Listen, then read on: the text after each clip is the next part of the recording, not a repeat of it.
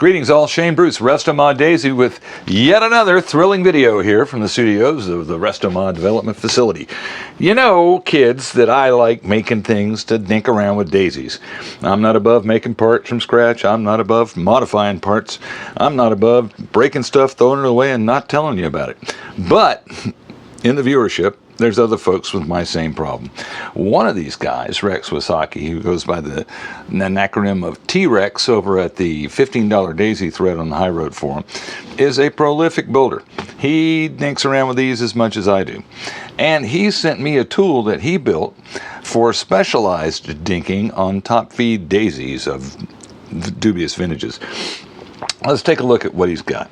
All right, now, in Daisyland, you know, most of our guns that we play with here have a lightning loader, a little tube under the barrel that allows you to load BBs. Well, before the lightning loader was introduced in 1939, the favorite approach was a top feed system. And the bottle caps that these guns used incorporated a little shroud that would rotate up to close the hole. When you ran out of BBs in your 600 BB gun, you gave the bottle cap a twist, the hole uncovered, and you proceeded to dump about 1,000 BBs into the hole in hopes that 600 of them might wind up in the gun. The other 400 stayed on the ground, unless you had a magnet. Anyway, that's how the system worked. And you'll find it in the older wired frames that were produced all the way up into the 50s and 60s, and some of the small frames that didn't have the lightning loader feature, like this Model 80 Scout. Well, Rex likes messing with wide frames, and he likes using the current production Model 25 shot tube. It's got a 50-round force feed.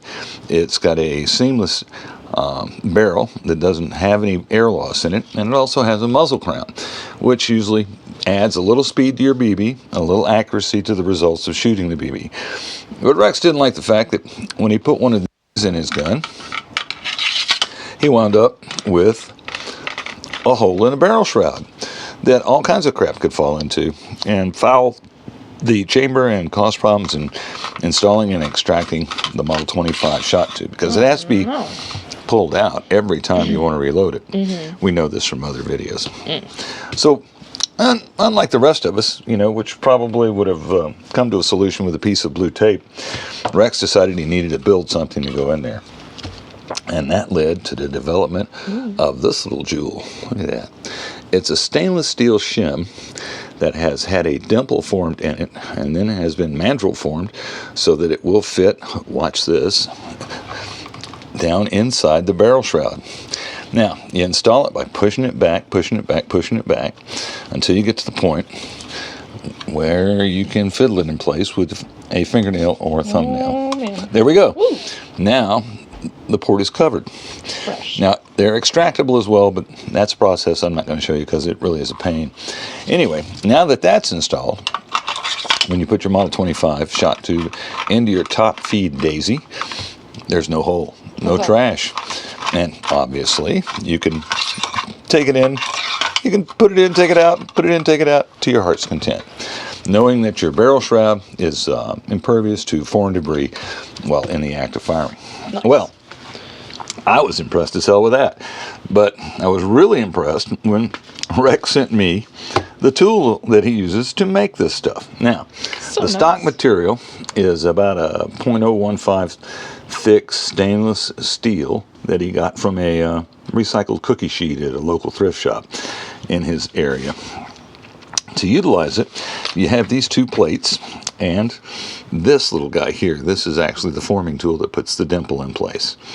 All right, so the game plan calls for you to take your sheet of steel and you eyeball it about where it's in the middle, and then you eyeball it again where it's in the middle, and then you put your second plate over the top.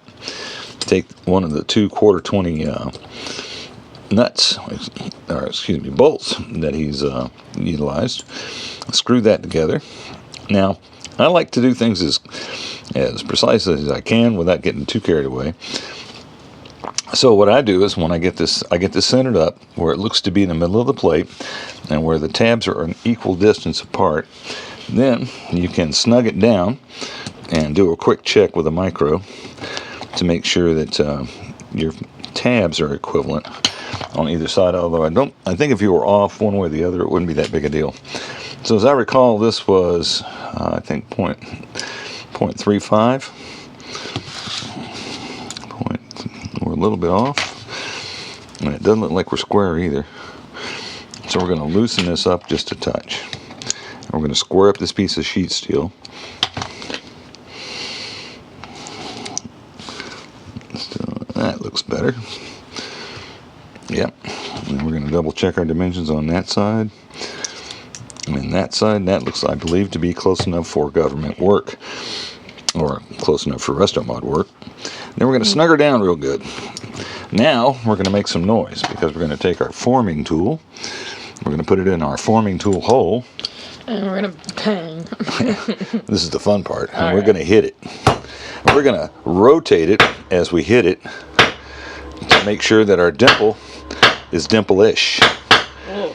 And because it's stainless steel, you don't really have to worry about tearing it up. But, oh, that's a nice sound, isn't it? Mm-hmm. So nice. And then we're going to eyeball it. I love waking up to that stuff. And that looks pretty dimplish. All right. So we're going to find out if, in fact, it is indeed dimpled. We're going to pull this out of here. Squirt. Now, the next phase we're going to get into, it's a little touchy. And Rex's instructions say that he's given us a second tool that we should place the... oh, there we are. Wow. A dimple. Cute. That looks pretty damn dimplish to me. Mm-hmm. All right, so we've formed our dimple, so our forming tool needs to go out of the way. But we still have to make it round. And let's see the solution he's got for that. Now, what the instructions say to do is take this, lay it in there like so, get yourself a 1/2 inch diameter socket, and press down. Okay. All right. I'm a little. Yeah, that's about the gist of it. Okay. Now he says to hit it with a hammer a couple of times, and I tried that on my first attempt to make one of these, and I'm a little clumsy with it. So, what I'm going to do is I'm just going to press it into the mold. Solid. All right. Now that it's in the mold and kind of in the hole it's supposed to be in. Yeah, it was in the hole. We'll go with it. I just can't trust myself. It's fine. There we go. Now I'm going to take it over to a mechanical aid. This is a little device I picked up at a yard sale, and I was hoping I'd be able to use it at some point in my life, and it looks like that's today. Now, instead of using the 1/2 inch socket, I'm going to go with the 9/16 for this phase because I'm going to use a press. Sorry, you're good. Okay, you're watching this because this is where the magic happens. Yeah. Now we have the structural blue tape holding the 1/4 inch steel plate in place. That's so safe. Well, it just... Are you wearing your glasses, your safety glasses? I don't think I need them. It says to do it on the thing, Dad. Well, I have to find them. I'm Let's going to put my reading glasses on. Yeah, on. let's say if you don't All right, have now, available. Rex uses a hammer to bang on this and flatten it out. Love that. But I've got this press thing, and, you know, by George, I really want to use it for something besides making copper rings. So we're going to put it in the press, and we're just going to form it, and we're going to push these sides up like so. So we'll manually form those. So the hope is that we'll get a nice round imprint, kind of, sort of. It's got a little kink on it. That's not too cool. But we're going to continue to form it. Oh, look, we messed up our dimple. I messed up the dimple. Dog. Well, I think I can fix that. Dog, wait. Yeah, I got off center. Dude. Where's your hammer? Where's your bolt? Oh, we're just free balling at this point, aren't we? Yeah, aren't we? Jeez, Dad. Well, you're not going to get it back in the tool. But, all right, close enough for Restomod work. Close enough. So now we place it back on our mandrel, and we kind of form it by hand because we want to get these edges a little closer. And then we're going to go do the third step of the modified process. That's not quite round. It doesn't look all that hot. There you go. We have a solution. Ah. What we're going to do now is we're going to place this in the vise. In the vise with a ring clamp. Whoa. And now we're going to take the ring clamp. You getting this? Yeah, I'm getting it. I'm fixing to step right in front of your camera. Well, then why don't you step over here where I'm at? Okay.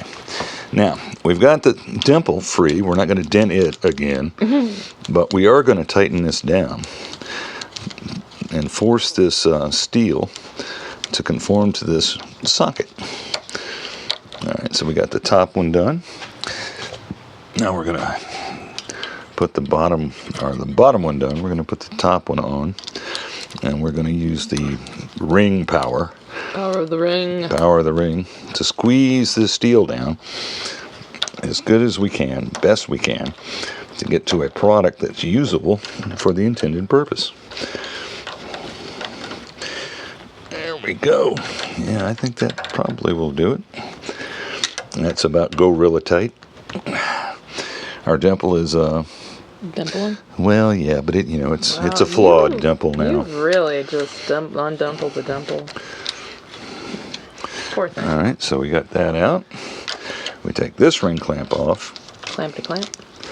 And we slide our ring out. Voila. And as we go over here in a better light, we notice that it's flat-ish, but not flat enough to not install.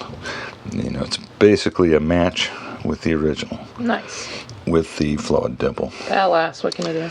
But now, with those simple, easy breezy steps, you have a installable modification for your top feed daisy should you want to bless it with a Model 25 spring-loaded shot tube. Shot tube. And that is today's video. Once again, tool came from teerex. He's a frequent poster over at the $15 thread on High Road Forum. If you have not been there to read that, it is the Daisy Modder's Bible, and you're shortchanging yourself by not utilizing that knowledge base to help you mod your Daisy to make it what you want it to be. That's all we've got for you today, kids. This is Shane Bruce with Resto Mod Daisy, signing off.